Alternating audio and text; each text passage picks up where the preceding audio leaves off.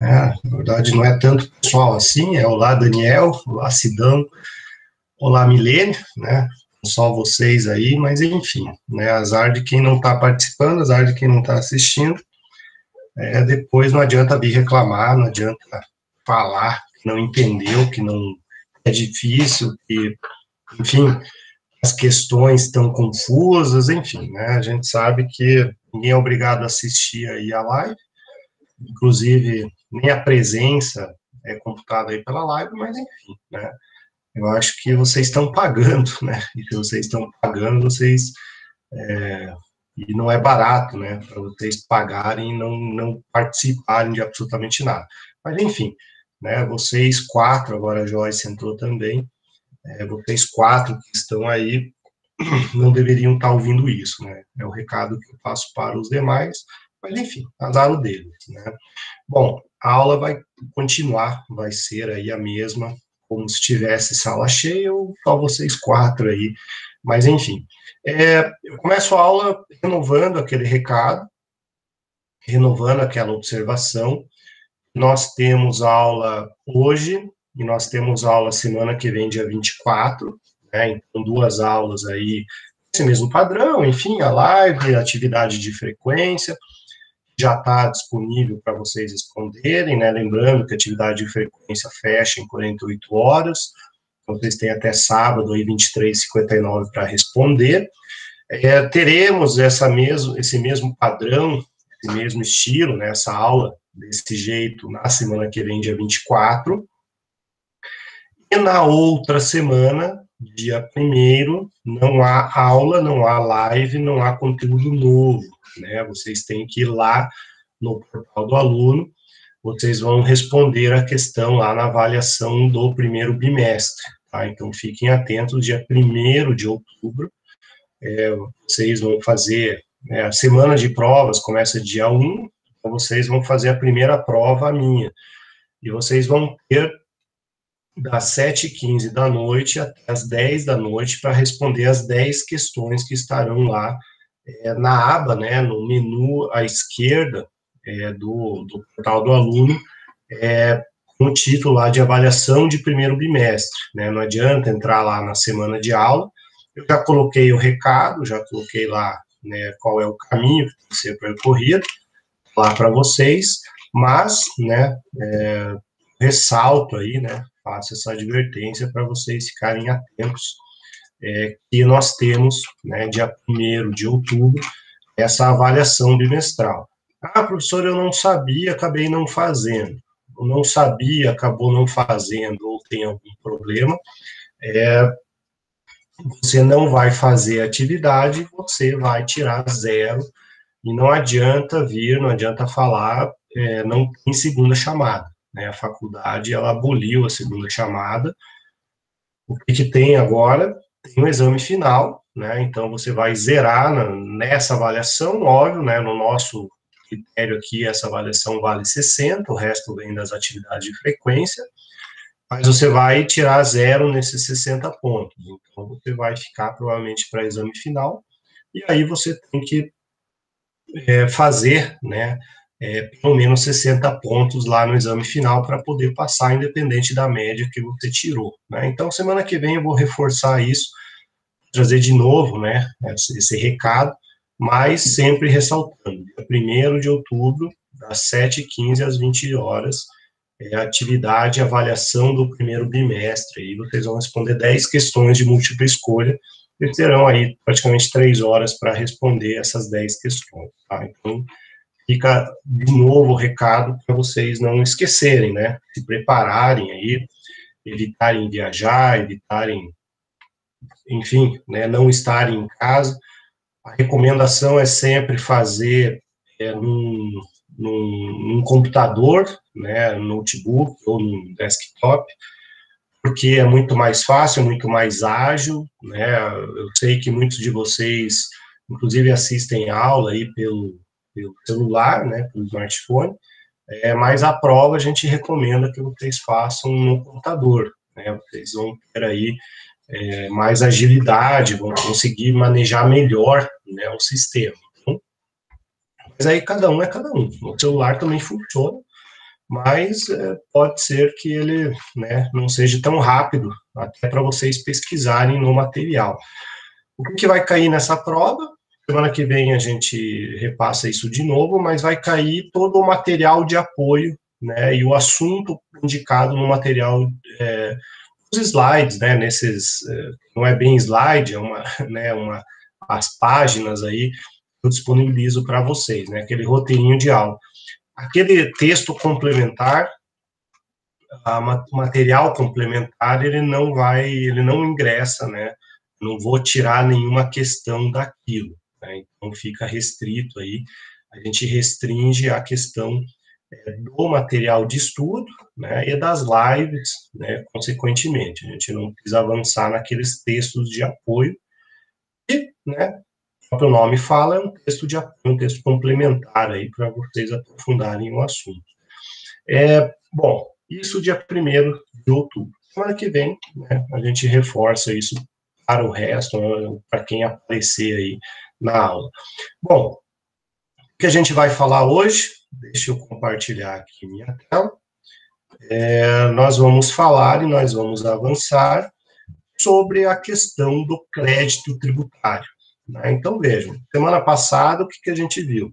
A gente viu que existe um procedimento interno lá da Fazenda Pública, em que ela vai formalizar, né? Ela vai, por meio de um ato chamado lançamento, ela vai constituir um crédito, como se fosse um título em prol dela, né? Um título extrajudicial passível aí de execução por meio de execução fiscal, né? Então, constitui-se esse crédito, ou seja, né, se formalizam os dados, né, verificados lá no fato gerador que deram origem à obrigação tributária. Então, nós temos aí, né, todo esse caminho percorrido, a obrigação tributária, aí toda a parte de apuração, né, do fato gerador, a responsabilidade, aí nós chegamos no lançamento, e esse lançamento, né, aí vamos pegar o exemplo aí do lançamento de ofício, que é uma das modalidades.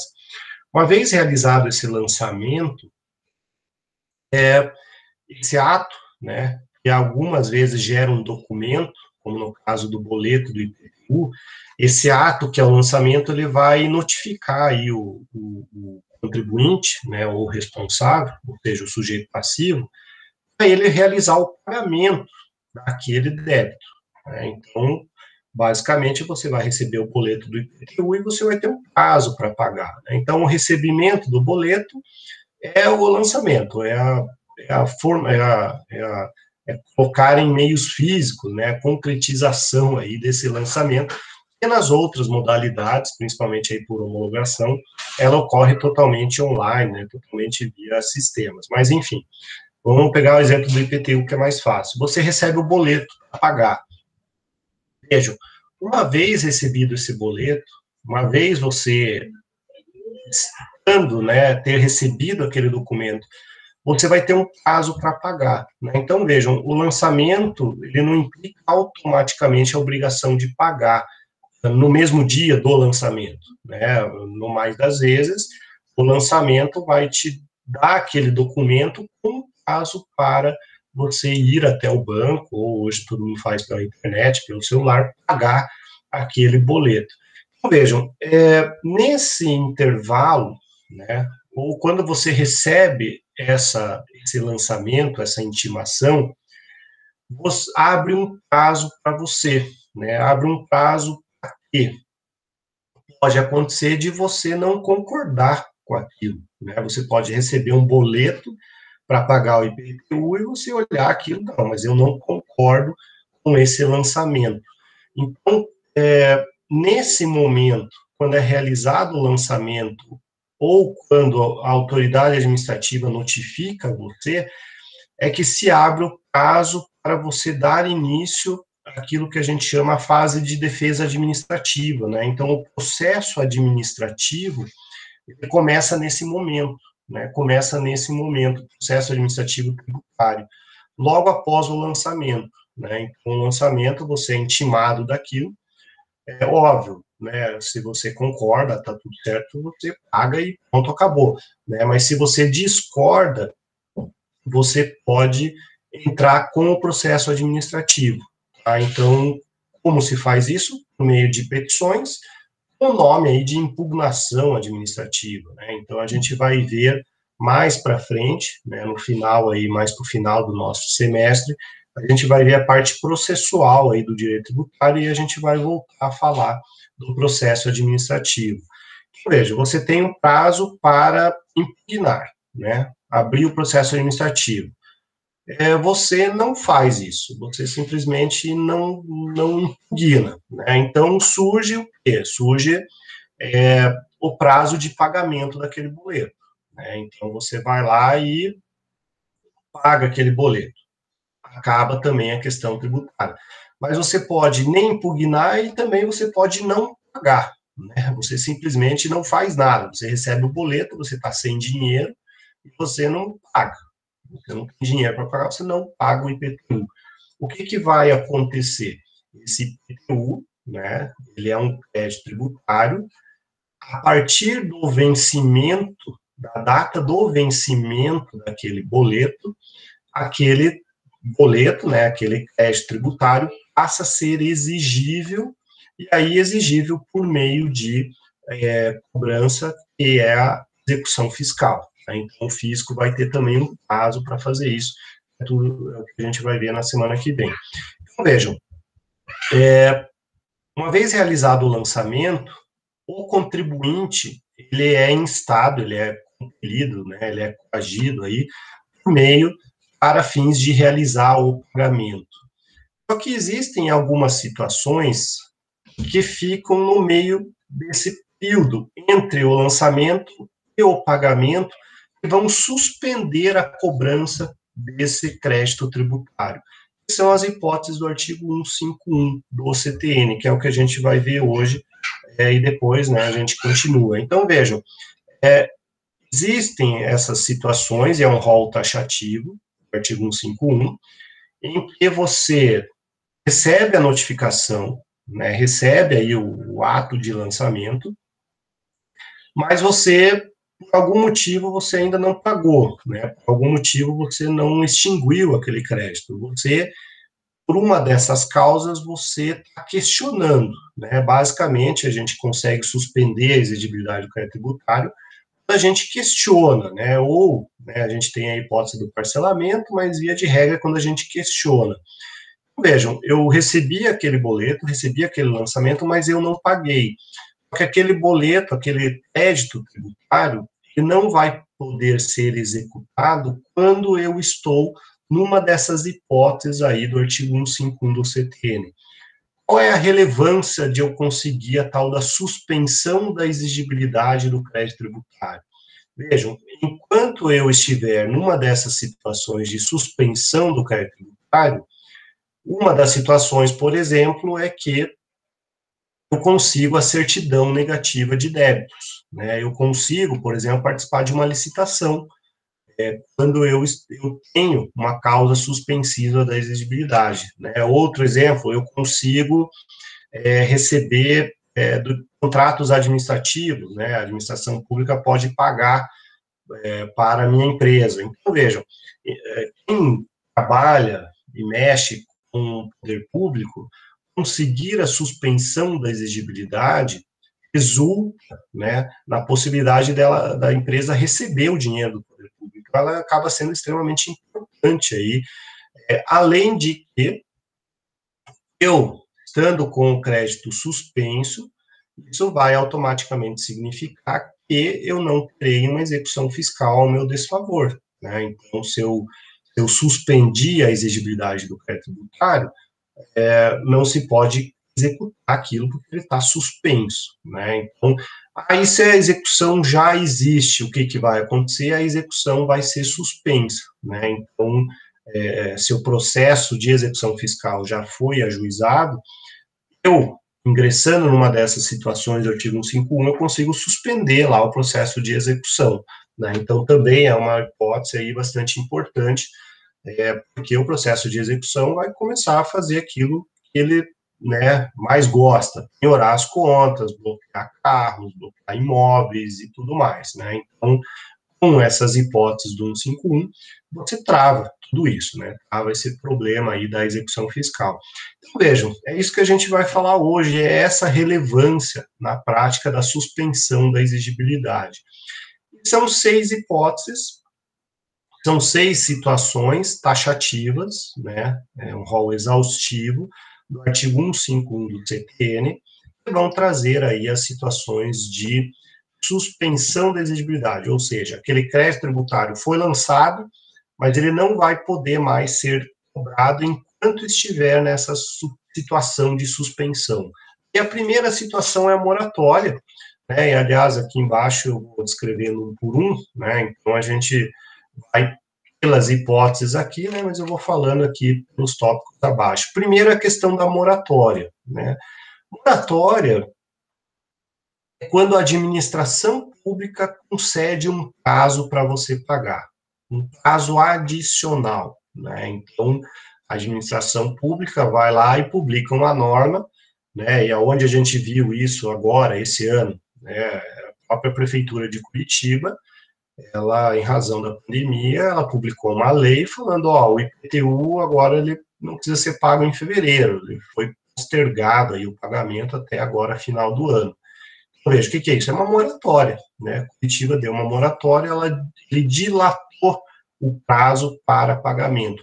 Automaticamente, ele fez o quê? Ele suspendeu a possibilidade de cobrança, já que ele deu um prazo maior para pagar, obviamente, ele não pode te executar dentro daquele período, né? Então, a moratória tem essa conotação, né, do Estado conceder um prazo, do Estado.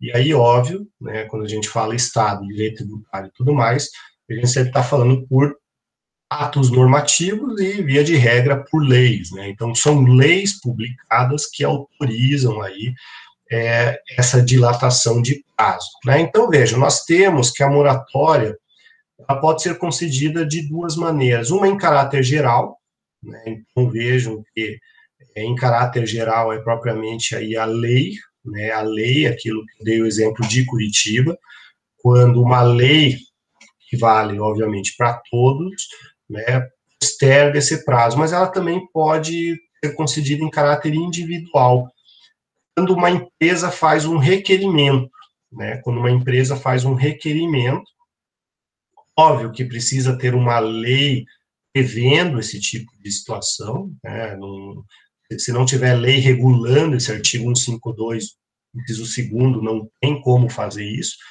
mas se tiver uma lei regulando, né, e aí situações, então a gente pode imaginar que uma lei municipal autorize a concessão de moratória para a empresa que comprove que teve, né, enfim, um fluxo de caixa afetado pela pandemia. Aí cada um vai lá e faz um protocolo lá na prefeitura, e aí, por despacho da autoridade administrativa, é concedida aí essa moratória, né? Então, vejam que a moratória pode ser uma lei que vale para todos, ou pode ser um programa, né, previsto por lei, sempre por lei, em que o contribuinte vai lá e solicita, né, esse prazo maior para pagamento.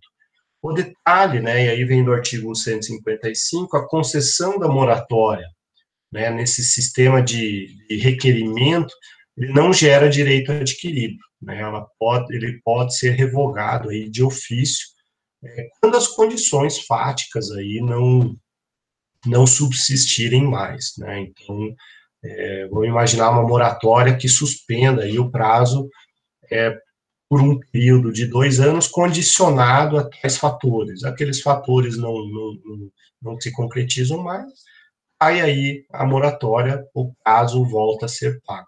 Nós temos a primeira hipótese, a moratória. Aí vocês podem perguntar, mas e o parcelamento, né? Qual é a diferença? Vejam, dá para a gente colocar o parcelamento dentro da moratória, né? Tanto que no início, aí, tanto que antes, a redação original do CTN não se previa parcelamento expressamente, como está previsto aqui no inciso 6º. Né? Esse parcelamento ele foi adicionado aí à redação. Por quê? De certa forma, o parcelamento é uma espécie de moratória. O parcelamento ele acabou sendo expressamente colocado aqui, no artigo 151, primeiro, para evitar qualquer interpretação em sentido contrário, né, porque existe muito isso no o direito tributário precisa ser, muitas vezes, redundante, o fisco não querer criar tese contrária, né, então isso muitas vezes aparece no direito tributário, mas o parcelamento, ele entra muito com aquela ideia de parcelar mesmo, de dividir, de fatiar o débito, e aí, obviamente, essas parcelas, né, esse fatiamento, sempre acontece aí de maneira mensal. Já a moratória é só o prazo de pagamento, né, só que ela não fatia, ela não divide, né, o débito em vários meses, ela só empurra para frente a data de pagamento. Já o parcelamento é o parcela, né, aquilo que a gente faz e muitas vezes aí com cartão de crédito e tudo mais, é a parcela, é dividir o valor em vários meses. Enquanto você estiver pagando, está com o débito suspenso, né? Então, você está lá, durante o parcelamento, o débito tributário, o crédito tributário está suspenso, porque, né, artigo 151, inciso 6º, o parcelamento suspende aí a cobrança, né, suspende a exigibilidade. Então, o parcelamento, enquanto você estiver pagando, enquanto o parcelamento estiver ativo, fica suspenso. Pagou a última parcela, extingue o crédito tributário, né? Então, o parcelamento tem essa peculiaridade aí de serem prestações. Praticamente todas as leis aí que prevêem parcelamentos, elas colocam aí como regra que se você faltar com o pagamento, primeiro que você precisa pagar a primeira parcela para ela ser formalizada e constituída, né? Então, você divide lá o valor, precisa pagar a primeira para que você formalize, para aquilo começar a ter vigência, aquele parcelamento. E aí, quase todas as leis vão colocar lá que se você atrasar 3 parcelas, seja em sequência ou não, você vai ter o parcelamento aí rescindido, né? Então, os parcelamentos costumam fazer isso, colocar condições, né, situações aí para a pessoa também não abusar desse parcelamento, e aí sempre vem por trás aí um termo de confissão de dívida e tudo mais, né? Então, tem todas essas peculiaridades de um parcelamento, e quando a gente fala em parcelamento, né, tecnicamente não, a gente, na prática, a gente acaba falando dos famosos refis, né, refis, mas, na verdade, refis é a abreviação aí de um programa que foi criado, que é o programa de refinanciamento da dívida, né, e aí todo mundo abreviou por refis e todo mundo falou refis, né, quando vai sair o refis, o refis. Na verdade, o nome correto, né, que se deve dar a isso é um parcelamento especial, né, um parcelamento com um caráter aí bastante convidativo, né, com situações aí de você poder pagar um débito tributário em até 15 anos, às vezes, você poder amortizar toda a multa, né, reduzir os juros, um valor bastante razoável, né, então são os parcelamentos especiais que surgem aí de vez em quando, né, na prática, a cada 1, 2 anos aí, os governos, eles acabam lançando esses parcelamentos, porque muitas e muitas e muitas empresas ou pagam por meio desse parcelamento, ou elas nunca vão pagar o débito tributário, né? Tanto valor que elas devem, ou elas ingressam numa situação excepcional dessa, ou elas simplesmente não vão pagar, elas não vão conseguir pagar, não tem caixa, não tem como pagar aquele débito. Então, o parcelamento aí é algo bastante bem visto, né, e bastante prestigiado empresários, né? Então, existe todo aí né, um cuidado, né? Existe toda uma, uma situação de ingressar nesses parcelamentos para, né, a empresa continuar trabalhando. E aí, ingressou no parcelamento, qual é a grande vantagem? Suspende a exigibilidade, se tiver execução, paga a execução, sai certidão negativa, você trabalha normalmente, né? Então, aí que é uma das grandes vantagens do parcelamento. Além de você pagar com vantagens, né, você não tem nenhum prejuízo à atividade da sua empresa. A empresa trabalha normalmente. Bom, além disso, né, depósito do montante integral. Outra situação que surge como causa de suspensão da exigibilidade. Vejam só, depósito do montante integral. Então, tem que ser um montante integral. E aonde que você vai depositar isso daqui? Obviamente, você precisa entrar com uma ação judicial, você precisa ter aonde depositar, né? Você vai depositar aonde? Depósito do nada, né? Vai criar uma conta corrente e vai depositar? Não, não é assim. Você entra com uma ação, essa ação, obviamente, você vai estar questionando aquele tributo, e na ação judicial você vai lá e deposita em juízo o valor. Detalhe que tem que ser o valor integral corrigido, né? O montante aí integral corrigido, para quê? Para que você tenha suspensão da exigibilidade. Vejam só que interessante. O Código Tributário Nacional, aqui artigo 151, inciso 2º, ele fala o seguinte: suspende a exigibilidade o depósito em seu montante integral. Aqui não fala nada. O juiz precisa aceitar o depósito em montante integral. Vejam, é um direito do contribuinte, é um direito do sujeito passivo. O juiz não precisa, o juiz não deve rejeitar isso daqui, porque é um direito nosso, né? O CTN fala, se eu estou disposto a depositar o valor integral em juízo, eu tenho essa prerrogativa, é um direito subjetivo de cada contribuinte. Então, o juiz não pode se negar, falando assim, não quero que você deposite aqui não, porque eu não quero ver essa confusão de depósito no meu processo. Não, é um direito seu, né? É um direito, e você depositando, o juiz também não precisa dar, né, falar assim, já que você depositou, então, não, o depósito automaticamente gera a suspensão, né? Vejam que o rol ele é expresso nesse sentido.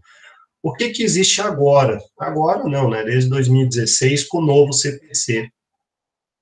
Depósito, né? Subentende-se aí com o pagamento em dinheiro numa conta judicial.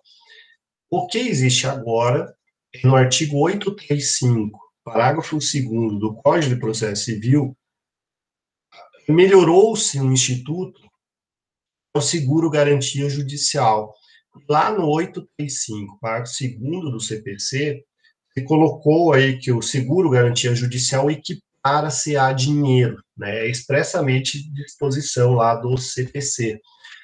Ou seja, a jurisprudência tem colocado também que, além do depósito, né, existe a possibilidade do seguro garantia judicial na hipótese lá do 835, parágrafo 2º do CPC. Qual é o problema do seguro garantia judicial? O CPC coloca, é requisito lá do CPC, que o valor que é segurado, né, que é garantido, ele precisa ter uma apólice com 30% adicional, né? Então você sempre tem que garantir um valor com 30% a mais aí, essa apólice de seguro. Quem emite esses seguros? São os bancos, né? Os bancos que estão emitindo essas apólices aí de seguro garantia judicial com 30% mais do valor integral. Então você suspende a exigibilidade também com o depósito do montante integral. Bom, outra hipótese, né? Reclamações e recursos administrativos. Vejam só, aqui também, né? Uma vez que você é intimado do lançamento, você vai ter um prazo para entrar com a impugnação administrativa. Geralmente é 15 dias, né? Então você vai fazer o quê? Em 15 dias, e aí o cuidado, né, no âmbito administrativo ainda é dias corridos, não são dias úteis, né? Então tem que sempre tomar esse cuidado aí com os processos administrativos. Mas enfim, no prazo de 15 dias você pode apresentar uma impugnação, né? Essa impugnação automaticamente suspende a exigibilidade do crédito tributário, né? Então vejam só, o termo reclamações é usado no sentido genérico, porque dependendo da esfera administrativa, é impugnação, outros falam em defesa, outros falam em esclarecimentos, enfim. Então, é a generalidade dessa impugnação administrativa. O simples protocolo, o ir lá e protocolar, vai gerar a suspensão da exigibilidade, né? Então, vejam que você pode simplesmente pegar um pedaço de papel, rascunhar lá uma bobagem, escrever que isso ali é uma impugnação, sem fundamento, sem pé nem cabeça, sem, né, razoabilidade nenhuma, fazer qualquer porcaria, e lá e protocolar. Vai suspender a exigibilidade? Vai suspender a exigibilidade, né? Vai suspender igualzinho a um recurso ou uma impugnação bem fundamentada e tudo mais. Veja, o simples protocolo dessa impugnação vai resultar na suspensão da exigibilidade. Essa impugnação, ela vai ser julgada pela autoridade administrativa, né? Então, vamos pegar o exemplo federal, a Receita Federal vai lá e vai julgar aquela impugnação. Uma vez julgada a impugnação, você vai ter um prazo para entrar com recurso. Existe uma segunda instância administrativa. O simples protocolo do recurso mantém a suspensão da exigibilidade.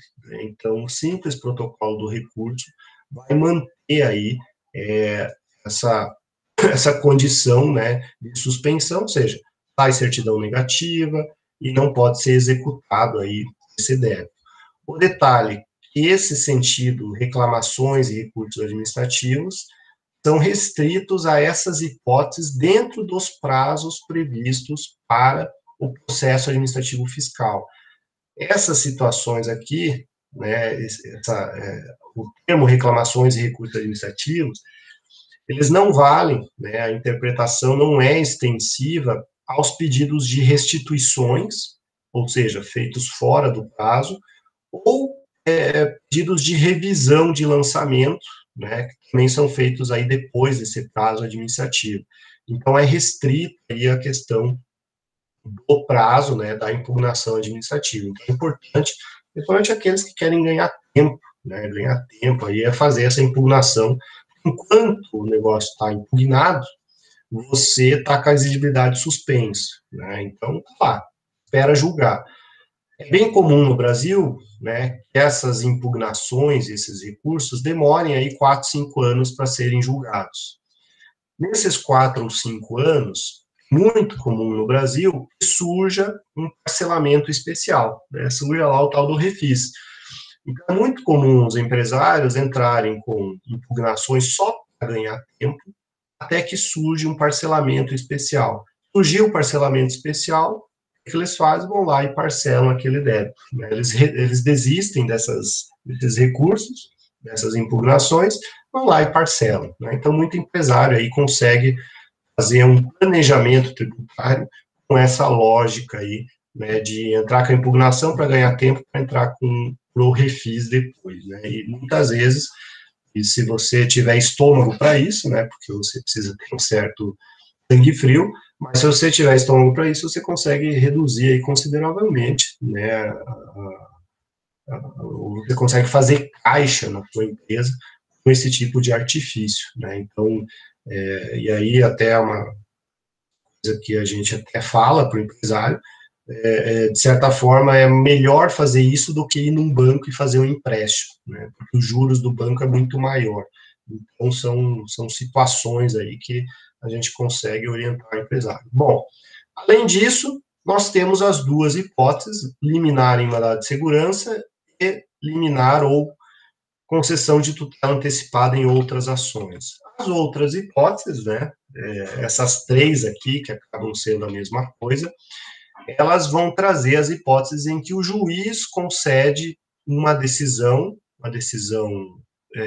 preliminar, né, a liminar ou a tutela antecipada, suspendendo aí a exigibilidade do crédito tributário. Então, vejam, eu posso entrar com uma ação judicial, e essa ação judicial, eu posso, basicamente, ir por dois caminhos. Eu posso pedir o depósito integral do valor, aí eu consigo a suspensão, né? Com o depósito, eu consigo suspender. Mas pode acontecer de eu não ter esse dinheiro, né? Pode acontecer de eu não ter esse dinheiro para depositar integral. O que eu posso fazer? Eu posso entrar com a mesma ação judicial e pedir com base o quê? Na decisão liminar ou na tutela antecipada, liminar quando é mandado de segurança, tutela quando é ação ordinária, eu posso pedir que o juiz determine, né, a suspensão da exigibilidade. Então, o que eu preciso levar para o juiz? Eu preciso levar o quê? Né? O fumus boni iuris, ou seja, a relevância do meu pedido, eu preciso demonstrar para o juiz que eu tenho uma tese sustentável, eu tenho aí chances de ganhar aquele processo, eu preciso demonstrar para o juiz que ele não conceder a liminar ali no início, o prejuízo vai ser muito grande, né? Então, basicamente, são os requisitos da liminar no mandado de segurança, isso está lá no artigo 7º, né, inciso 3º da Lei 12.016, que é a Lei do Mandado de Segurança, é a mesma lógica, né, é a mesma lógica lá da tutela antecipada, que é, né, o artigo 300 aí do novo CPC, né, do atual CPC, que é a probabilidade do direito e o perigo de dano, o risco ao resultado útil do processo, né. Então, o CTN ainda traz liminar em ação cautelar. A ação cautelar, ela praticamente deixou de existir agora com o novo CPC, né, ela virou um provimento cautelar antes da ação principal, né, ou antes da emenda da inicial, acaba que ela acaba sendo abarcada, vamos dizer assim, por essa hipótese aí de concessão de tutela, né, mas enfim, é possível também. Então, todas essas situações vão fazer o quê? Vão suspender a exigibilidade, vão ficar com a suspensão, com o pedido suspenso.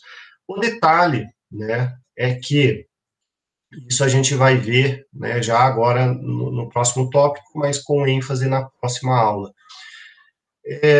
Vejam, o fisco ele tem um prazo para entrar com a execução. O fisco ele tem um prazo aí para entrar com a execução fiscal. Esse prazo é 5 anos, né? A gente vai ver isso com calma, mas é 5 anos. Quando eu ingresso nessas hipóteses aqui, de parcelamento ou moratória, eu suspendo o prazo, né, prescricional também, né, então não conta mais o prazo até que se resolva essa questão do parcelamento da moratória, né, não faz sentido eu entrar no parcelamento e correr o prazo prescricional para a fazenda lá, para ela poder executar.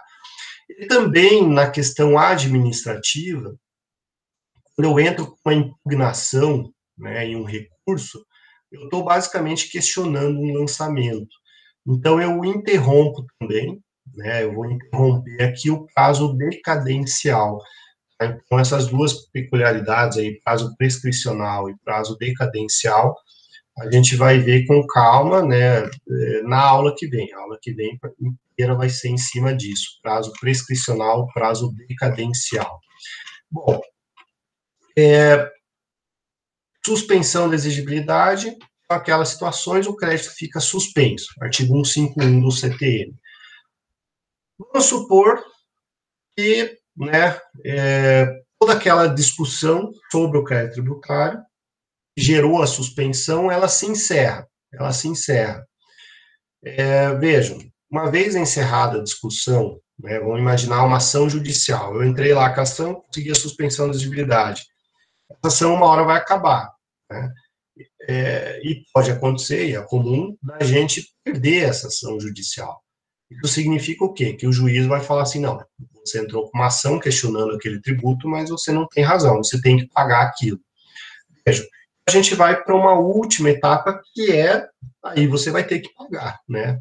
Ou seja, o adimplemento do crédito tributário, né, vai gerar a extinção dele, né? Então, vejam, qual é a situação mais comum de adimplemento do crédito tributário? É o pagamento, né? Então, vejam, o pagamento, a hipótese por excelência, extingue o crédito tributário. Então, vejam, o fisco foi lá, mandou o boleto do IPTU para minha casa. Recebi esse boleto para pagar. Eu olhei lá o boleto, não vi nada errado, né? Não tem muito o que fazer, eu tenho dinheiro, eu vou lá e pago aquele boleto. O que acontece com o crédito tributário? Ele extingue-se, né? Então, extingue o crédito tributário, ou seja, ele deixa de existir, eu encerro a relação jurídico-tributária estabelecida lá com o nascimento da obrigação, que é o fato gerador. Então, a extinção do crédito tributário gera, né, a extinção dessa relação jurídica tributária. Só que vejam, não é só por meio do pagamento que eu posso extinguir esse crédito tributário. O pagamento é o mais comum, é o mais, né, e é o grande volume, né, a gente reconhece, e deveria ser a regra para tudo. Mas não é só o pagamento, o adimplemento é que vai extinguir o crédito tributário. E como que eu posso adimpir esse crédito tributário? De várias maneiras, né? Então, veja o artigo 156 do CTN, vai trazer todas as hipóteses em que eu estou adimpindo, né, eu estou dando causa a uma extinção do crédito tributário. A situação mais comum, a situação padrão, é o pagamento. Ótimo, eu vou lá, pago, o boleto compensa, dinheiro sobe da minha conta, vai para a conta do Estado, acabou ali, né, a relação jurídica tributária. Mas existem outras formas de se fazer isso. Há outras formas, né, e seguindo aqui a disposição, né, do CTN, a segunda forma que nós temos é a questão da compensação, né, a compensação, ou seja, vamos pegar um exemplo aí, né, bem canaense. Eu imagino que todos vocês aí tenham possibilidade, ou sejam inscritos Nota Fiscal Paraná. Então lá você compra, gera um valor lá para você receber. Vejam, quando você tem um valor lá para receber, no Nota Fiscal Paraná, que é o estado do Paraná, você tem uma opção. Você pode optar lá, não, eu quero abater esse valor do Nota Fiscal Paraná com o IPVA, que eu pagaria, né, o que eu vou pagar ano que vem. O que é isso? Né? O que o Estado do Paraná está fazendo? Já que o Estado do Paraná tem que me pagar um valor, eu tenho que pagar um valor para o Estado do Paraná, as dívidas se encontram. Né? Então, o que se pode fazer? Com o valor lá do Nota Fiscal Paraná, eu posso compensar com o IPVA que eu tenho que pagar aí quem é proprietário de veículo automotor. Então, como é que eu estou pagando, né, entre aspas, como é que eu estou adimpindo aquele tributo? Mediante a compensação, né? Então, a compensação, ela tem aí, né, como forma autorizada expressamente no CTN, mas ela sempre depende aí de uma lei regulamentando, né? Aliás, todas essas outras hipóteses que a gente está vendo aí, ela acaba dependendo de uma lei regulamentando. O Nota Fiscal Paraná é uma dessas leis aí que vão autorizar essa compensação. Eu compenso, né? Eu faço a compensação aí para pagar aquele tributo, para extinguir o crédito tributário. Outra hipótese, bastante famosa, né? Bastante atual, é a tal da transação tributária. Né? Então, veja, a transação tributária, ela é algo prevista no CTN desde lá 1966, mas que ela nunca foi colocada em prática até esse ano, né? Até esse ano. Esse ano, início desse ano, começou a valer aí uma lei no âmbito federal, né? No âmbito federal, uma lei que prevê a possibilidade das procuradorias da Fazenda editarem portarias operacionalizando a transação tributária. O que é transação, né, em termos jurídicos? Um acordo. Né? Então, você vai lá e faz um acordo. Na prática, o que está acontecendo? Né? As empresas elas estão sendo convocadas, empresas com débito com a União, empresas com débitos bem antigos, né? Aí, alguns editais trazem débitos vencidos há mais de 15 anos, até, ou seja, são débitos bem antigos. Algumas empresas estão sendo convocadas para, né, aderirem ou não a esse acordo. Né? Então, esse acordo, na prática, está sendo o quê? Está sendo condições especiais de pagamento. Né? Então, a Fazenda Pública está abrindo mão dos juros, está abrindo mão aí da multa e está permitindo um parcelamento daquele débito. Né? Então, essa transação, né, foi tão almejada, ela foi regulamentada esse ano, e por meio de portarias, a Procuradoria da Fazenda vai estipulando aí alguns requisitos para você poder aderir a esse acordo. Né? Então, você tem a possibilidade de, né, de certa forma, fazer esse parcelamento por meio do Instituto da Transação. Muita gente está falando, né, e chamando isso daí de refis perpétuo, né, como se fosse um parcelamento que nunca mais vai acabar. Enfim, é um nome comercial para você vender aí para cliente, né, vamos entrar no refis perpétuo. Na verdade, é esse Instituto da Transação, o acordo que está sendo efetivado agora. O detalhe, né, e a gente sempre tem que tomar esse cuidado, que o direito, o tributo, ele é um direito indisponível. Então, a Procuradoria ela nunca pôde operacionalizar esse instituto, ela nunca teve autorização legal para abrir mão de juros e multa. Agora, a lei trouxe a possibilidade da Procuradoria criar programas abrindo mão de juros, multa e de recebimento parcelado. Né? Então, vejam que foi uma lei que permitiu esse acordo. Né? Não significa que a Procuradoria, ao seu dispor, né, a sua vontade, resolveu agora parcelar. Não, uma lei fez isso. Por quê? O tributo é um direito indisponível, a Procuradoria não pode fazer isso, somente a lei pode fazer. Né? Então, a transação entra aí como uma forma, né, de adimplemento também. Outra hipótese, né, quarta hipótese aqui, remissão.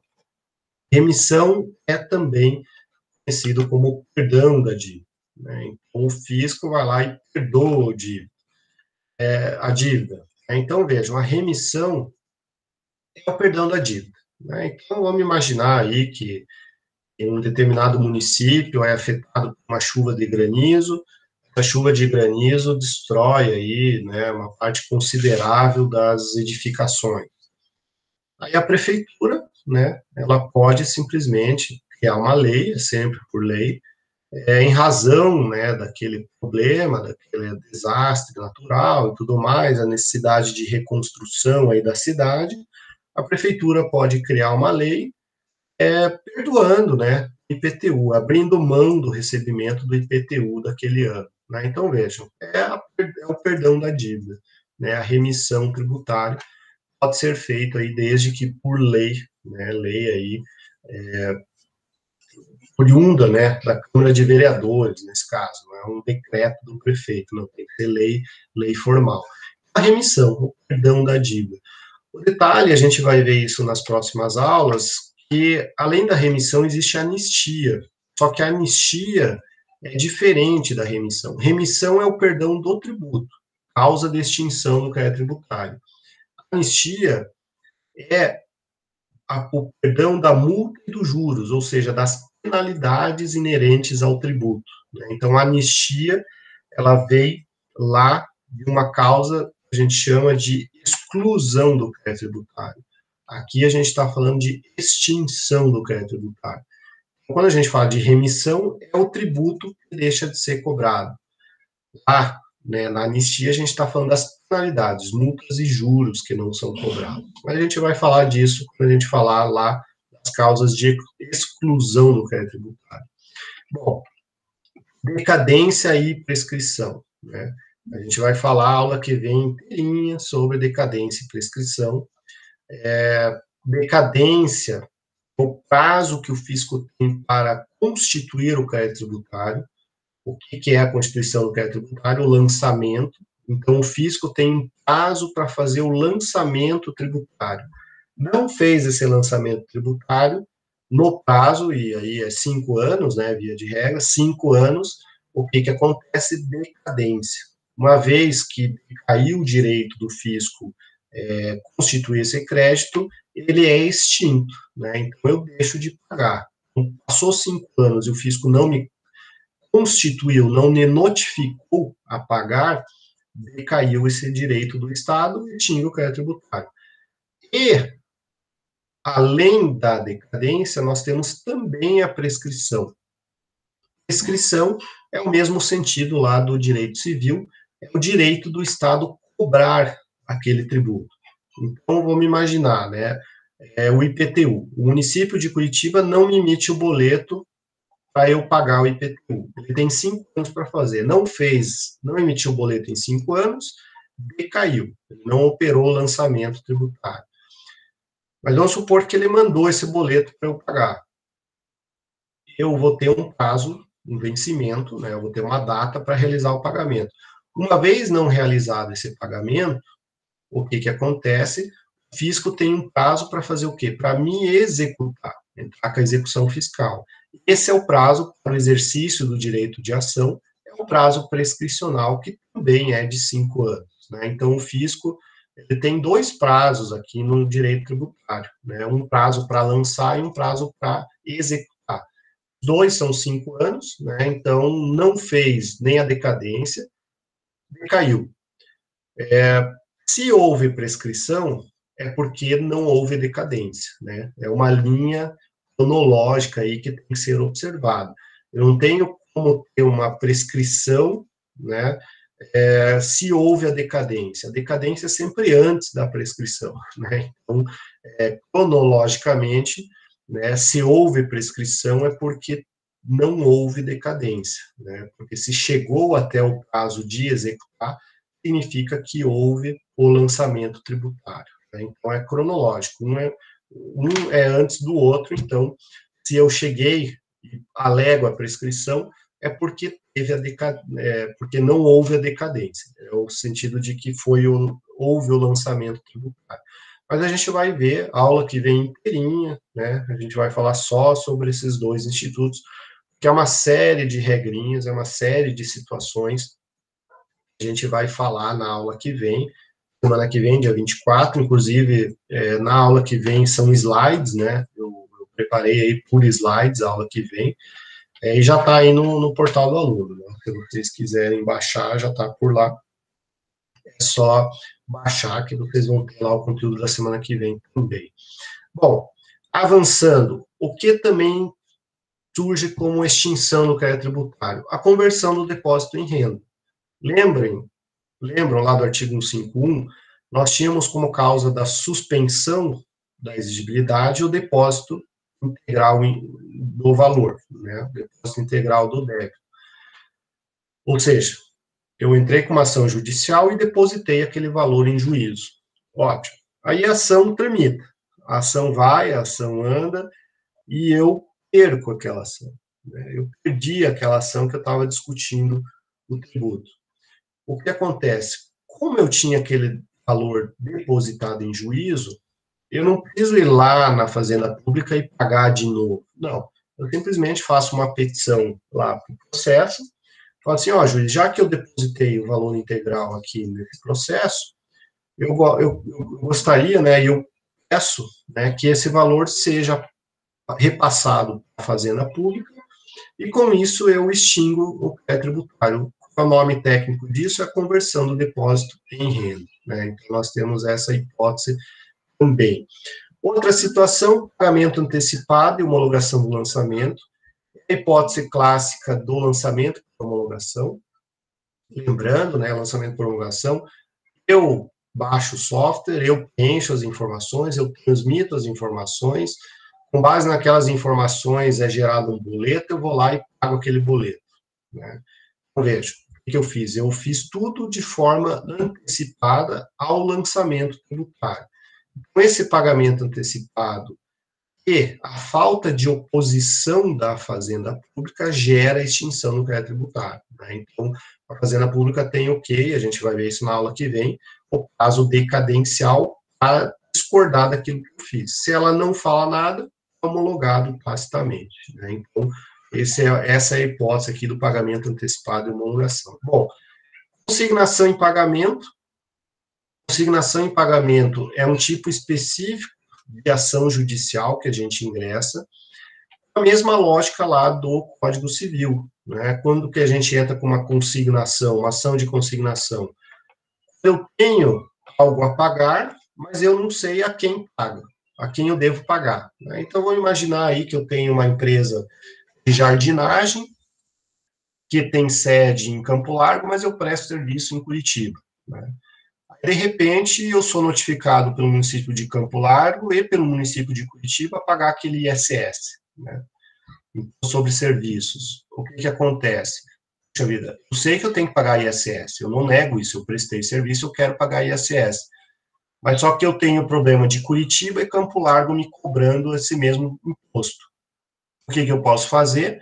Já que eu não sei a quem pagar, eu posso ir lá e entrar com uma consignação em pagamento, né? Eu vou lá e deposito esse valor em juízo, né? E aí eu coloco no polo passivo o município de Curitiba e de Campo Largo, ó, Curitiba e Campo Largo, juiz, você que diga aí para quem que vai esse dinheiro, mas eu quero cair fora dessa relação. Então, veja, a consignação em pagamento, aí o juiz dá aquela decisão, liberando você, vamos dizer assim, da obrigação, e aí ele acaba decidindo para quem vai esse dinheiro, né? Então, é a mesma lógica lá do processo civil, a consignação em pagamento como meio aí de extinção do crédito tributário. Bom, outras hipóteses, decisão administrativa irreformável. Eu entro com a impugnação administrativa. Eu recebo o boleto do IPTU e eu não concordo com aquele IPTU. Eu vou lá e faço uma defesa. E eu ganho aquela defesa, né? A Prefeitura de Curitiba reconhece que ela não deveria ter cobrado aquele IPTU. O que acontece? Aquele IPTU, ele é extinto, aquele crédito tributário é extinto, né? Porque eu tive êxito na ação administrativa, né? Então, decisão administrativa irreformável, a gente vai ver que toda vez que a decisão ela é favorável ao contribuinte, existe um recurso, né? O recurso de ofício e tudo mais, mas enfim, é a decisão administrativa final que eu tive êxito, né? Então eu deixo de pagar. Bom, décima hipótese aqui, é a hipótese da decisão judicial, né? Então, a decisão judicial, eu ingresso e eu tenho êxito, né? Então, simplesmente eu recebi lá um boleto, ou o fisco me notificou, ou qualquer citação, em que eu discordo. Eu vou lá e entro com uma ação judicial, e eu ganho essa ação judicial. A hora que o juiz fala, não, você tem razão, aquela cobrança de tributo é indevida, o tributo não pode ser cobrado de você. O que acontece? Ele está extinguindo o crédito tributário, né? E a última hipótese, aqui, do artigo 156, dação em pagamento, ou seja, ao invés de pagar em dinheiro, eu dou algo para quitar aquela dívida. Só que aí o CTN ele é expresso, e a única hipótese possível é bens imóveis, né? Eu não posso, por exemplo, prestar serviço para a prefeitura para quitar o tributo, né? Então, aquela lógica de, eu estou devendo o IPTU para a prefeitura, então eu vou lá no balcão lá da atendente e falo assim, olha, eu não tenho dinheiro para pagar IPTU, mas se você quiser, eu limpo todo o piso aqui, eu limpo toda a vidraça aí da prefeitura. Posso fazer isso? Aí, em vez de vocês me pagarem, vocês abatem desse IPTU. Pode fazer isso? Não, não pode, né? O tributo é sempre uma obrigação, e aí está lá no artigo 3º, né, do CTN, é sempre uma obrigação em moeda, né, ou cujo valor nela se possa exprimir, e aí nós temos os imóveis, né, então são os imóveis que são possíveis aí de extinguir o crédito tributário, desde que exista uma lei regulando como isso deve ser operacionalizado, né, então, o município, ele só vai ser obrigado a receber esse imóvel como pagamento se o município tiver uma lei regulamentando, né, como isso ocorre. Se não tiver lei, você não pode exigir, né, que o município faça por falta aí de regulamentação.